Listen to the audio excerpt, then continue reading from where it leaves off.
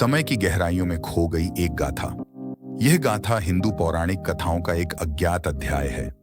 हम आपको एक अविस्मरणीय यात्रा पर ले चलते हैं, जहां देवताओं, राक्षसों और मानव जाति की कहानियां आपस में जुड़ी हुई हैं। एक समय की बात है, भगवान शिव और देवी पार्वती कैलाश पर्वत पर रहते थे। उनके आशीर्वाद से सृष्टि में सब कुछ अच्छा चल रहा था। लेकिन एक समय भगवान विष्णु के पास एक अजीब संकट की खबर आई। उसे पता चलता है कि प्राचीन राक्षस बाली वापस आ गया है और वह अब एक विशेष मंत्र की मदद से अमृता प्राप्त करना चाहता है। यह समाचार सुनकर विष्णु महादेव के पास पहुंचे। उन्होंने शिव से कहा, भगवान, असुर बाली ने अमृता प्राप्त करने के लिए एक विशेष मंत्र का आविष्कार किया है। यदि वह सफल हो गया तो पूरी दुनिया खतरे में पड़ जाएगी। हमें कुछ करना होगा। महादेव शिव गहरे सोच में पड़ गए। उन्होंने कहा, विष्णु, हमें इस समस्या को हल करने के लिए एक विशेष योजना बनानी होगी। हमें एक विशेष योद्धा की आवश्यकता है जो इस राक्षस बाली को हराने में सक्षम हो। तभी महादेव का ध्यान आकर्षित हुआ। भगवान कार्तिकेय उनके सामने प्रकट हुए। कार्तिकेय भगवान शिव और देवी पार्वती के सबसे बड़े पुत्र हैं, जो वीरता और पराक्रम में बेजोड़ हैं। कार्तिकेय ने महादेव के पास जाकर कहा, पिताजी, मैंने आपकी दुर्दशा सुनी है। मुझे अनुमति दें, मैं इस राक्षस बाली को हरा दूंगा।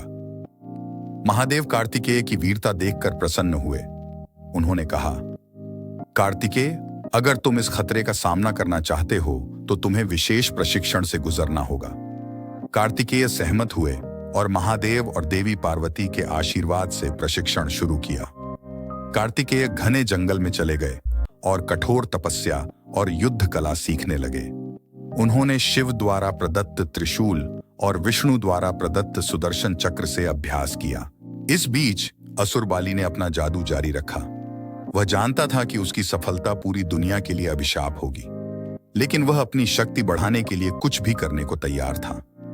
एक दिन उनकी मंत्र साधना पूर्ण हो गई और उन्हें अमृतत्व प्राप्त हो गया। अमृता प्राप्त करने के बाद असुर बाली ने अपनी सेना के साथ दुनिया भर के राज्यों पर आक्रमण करना शुरू कर दिया। उसके अत्याचार से कोई भी सुरक्षित नहीं था।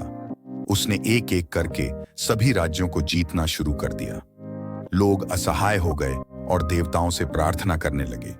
कार्तिकेय ने अपना प्रशिक्षण पूरा किया और युद्ध के लिए तैयार हुए। उन्होंने भगवान शिव से आशीर्वाद लिया और अपनी सेना के साथ असुर बाली के खिलाफ मार्च करना शुरू कर दिया। उनका युद्ध क्षेत्र हिमालय की गहरी घाटी में था। युद्ध शुरू हुआ।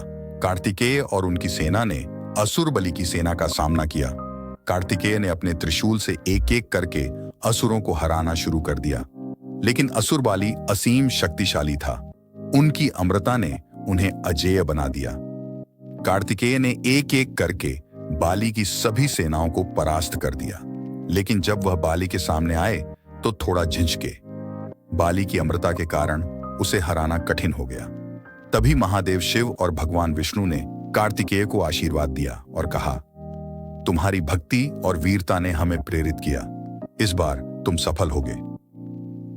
कार्तिकेय ने नए जोश के साथ बाली के साथ युद्ध किया।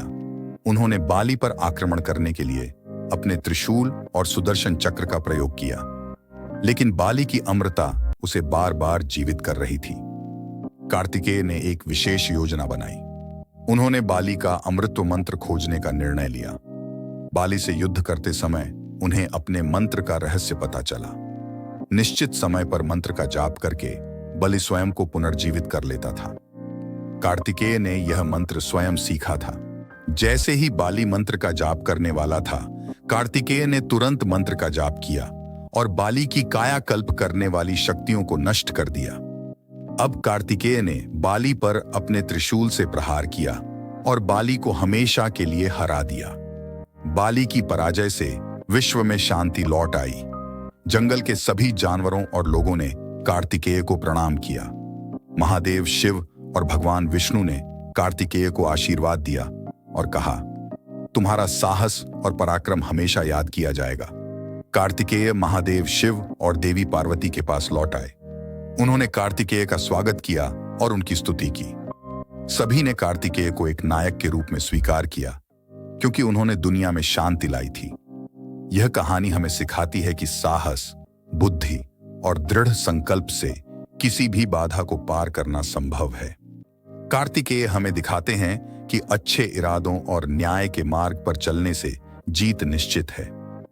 भगवान शिव और भगवान विष्णु के आशीर्वाद और कार्तिकेय की अदम्य वीरता से दुनिया में शांति लौट आई।